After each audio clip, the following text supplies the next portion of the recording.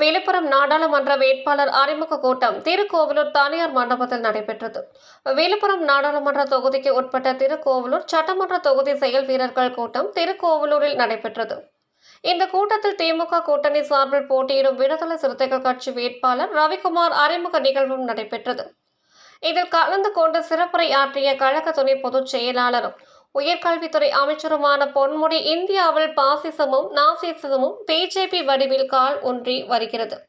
அதன் காரணமாகத்தான் பாஜக இந்தியா முழுவதும் பல மாநிலங்களில் அடக்குமுறையை கவர்னர்கள் மூலம் கையாளுகிறது.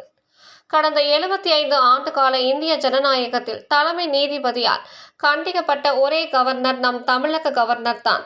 அதன் காரணமாக தான் தற்பொழுது தேர்தல் அறிக்கையில் கூட மாநில முதல்வர்களின் ஆலோசனையின் பேரில் கவர்னர்கள் நியமிக்கப்பட வேண்டும் என தேர்தல் அறிக்கையில் தமிழக முதல்வர் மு.க.ஸ்டாலின் தெளிவாக கூறியுள்ளார்.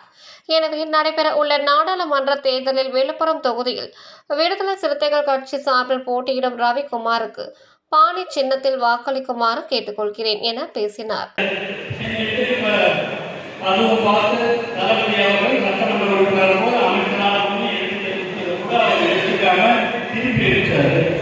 சுப்ரீம் கோர்ட்டு அவர் தமிழக சார்பாக வழக்கு தொடுத்தவர் நம்முடைய தமிழக முதல்வர் தளபதி அவர்கள்.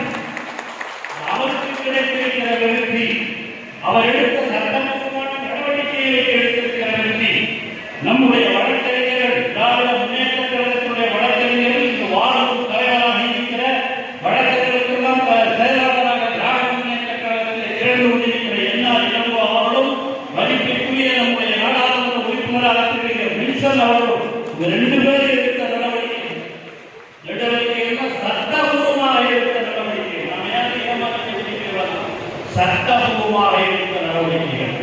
சிங்கி அவரும்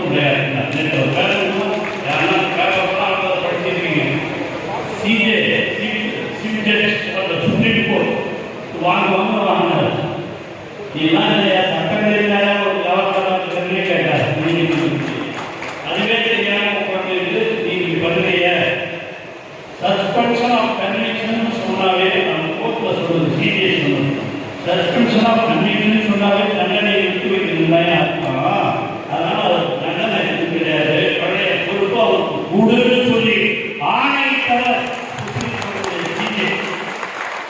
அப்படி மனநடை வச்சுக்க உங்களை என்ன பண்ணுவான்னு தெரியாதுன்னு சுப்ரீம் கோர்ட்லயே இந்த 77 ஆண்டு வரலாற்றுல முதல் கவர்னர் எதுக்காக